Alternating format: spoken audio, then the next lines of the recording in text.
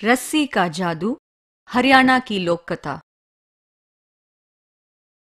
एक बूढ़ा आदमी अपने परिवार के साथ शहर की ओर जा रहा था। अपने सफर के दूसरे दिन दोपहर के समय वे एक बड़े से बरगद पेड़ के पास पहुंचे और थोड़ी देर के लिए वहां आराम करने का निर्णय लिया। वह आदमी बेकार नहीं बैठना चाहता था, तो उसने रस्सी बनाने की सोची। उसने अपने बड़े बेटे को पास ही के एक नगर में जूट खरीदने के लिए भेजा। उसने अपने दूसरे बेटे को सब्जियां खरीदने के लिए और तीसरे को खाने का सामान खरीदने के लिए भेजा। उसने अपनी बहुओं को भी काम सौंपा। एक को उसने पानी भरने के लिए भेजा और दूसरी को लकड़ियां बटोर कर लाने भेजा। तीसरी वाली से उसने आटा गूंथने को कहा। जब उसे अपनी जरूरत का सारा सामान मिल गया, तब वह आदमी पेड़ के नीचे रस्सी बनाने के लिए बैठ गया। उस पेड़ में एक दानव रहता था। जब से उस आदमी और उसके परिवार ने उस पेड़ के नीचे डेरा डाला था, तब से वह दानव उन पर नजर रख रहा था। आश्चर्य की बात है, ये आदमी रस्सी क्यों बना रहा है? मुझे बहुत उत्सुकता हो रही है। मैं स्वयं ही उस आदमी से पता लगाता हूं।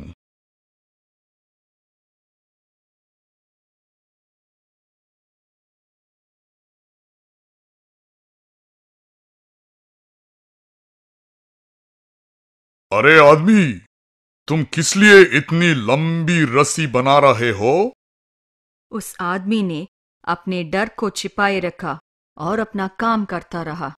उसने बिना किसी डर के दानव की ओर देखा और कहा, मैं तुम्हें बांधने के लिए रस्सी बना रहा हूं। दानव घबरा गया।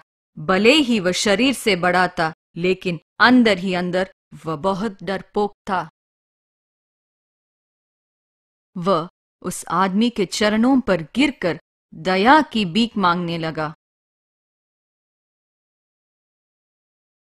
हे भले आदमी, मुझ पर दया करो। तुम्हें जो भी चाहिए मैं वो सब करूंगा।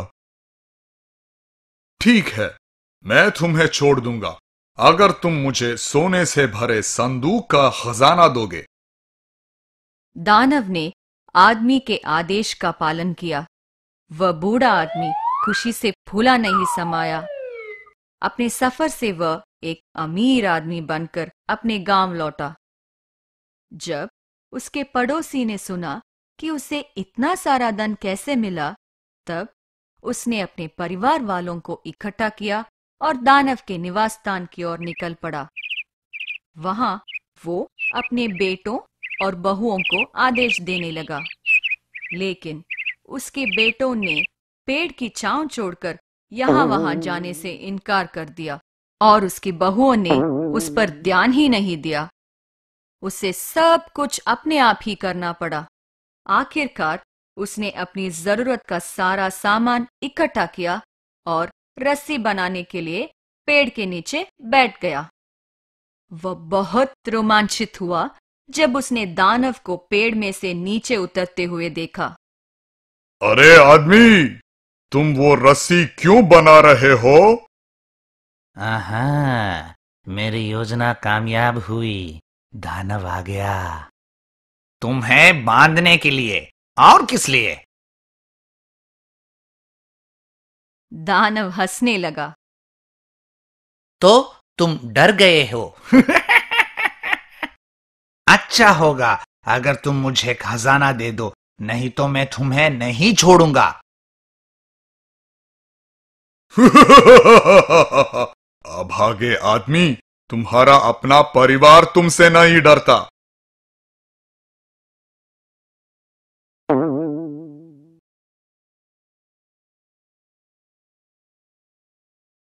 तो मैं क्यों भला तुमसे डरूं? किसी और को बांधने से पहले अपने बेटों और बहुओं को बांधो।